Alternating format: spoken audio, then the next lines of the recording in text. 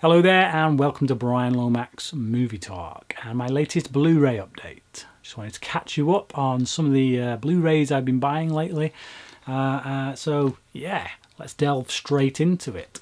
First up is 30 Minutes or Less. I hadn't seen this film before, but I really liked what I've seen from Ruben Fleischer. I like Zombieland a lot, and I'm one of the few people who appears to really like Gangster Squad. And when I say really like, I mean I gave that film 4 out of 5. I've watched it a couple of times since just to see if I was smoking crack or something, because everyone just seems to just rag on that film. But no, I still love it. I thought it was great. So I thought, you know what, I've not seen this. Everyone's ragging on this. Maybe it'll be like Gangster Squad and maybe I'll really love it. Now, since buying it, gotta say, I have watched it. Oops, it's not that great. Next up is Zack Snyder's Sucker Punch. This is the extended cut. Now, I have reviewed this recently on my channel, so if you want to find out what I thought about it, please go and check out that review. Yeah. Certainly a visual feast anyway. Next up is the rather underrated, I must say, Kill the Messenger. Brilliant central performance from Jeremy Renner. And if you like political thrillers, kind of war movies, All the President's Men, that kind of stuff, you know, Reporters, Spotlight, that kind of thing, check this movie out because it needs to be seen by more people. I don't think it was reviewed particularly well when it came out.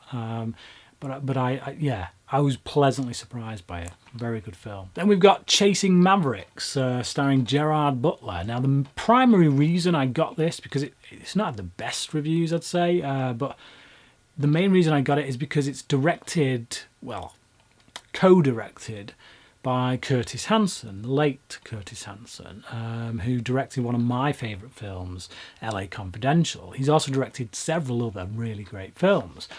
But also, he co-directed this with Michael Apted, who himself is a pretty good filmmaker. He's made some decent films. Nothing to the level of LA Confidential, mind, but yeah. So with those two on board, that got me curious. So I want to see it. I've not watched this yet, but yeah, looking forward to it. Next up is X-Men Days of Future Past on Blu-ray. I got this for 50p in a charity shop. Have it on DVD, but for 50p on Blu-ray, yes please. Next up is a film called Howl. This stars Sean Pertwee. I've not seen it. This was a blind purchase. Anyone who watches my channel, you'll know I watch Gotham. I've been reviewing all the episodes, and one of my favourite parts of Gotham is actually Sean Pertwee as Alfred. So, yeah. You know, I saw him in it.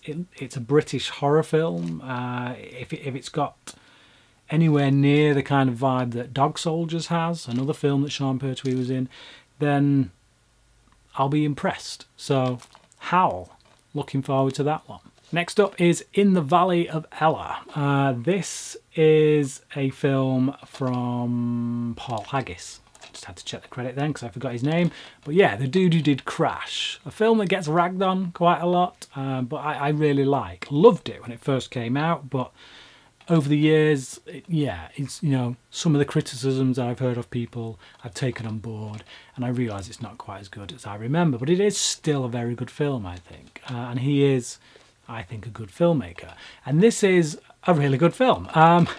Probably more deserving of the attention, to be honest, than Crash, because, I think it's less sensationalist. It's a bit more slow burn, a bit focuses on one character rather than a whole load of characters.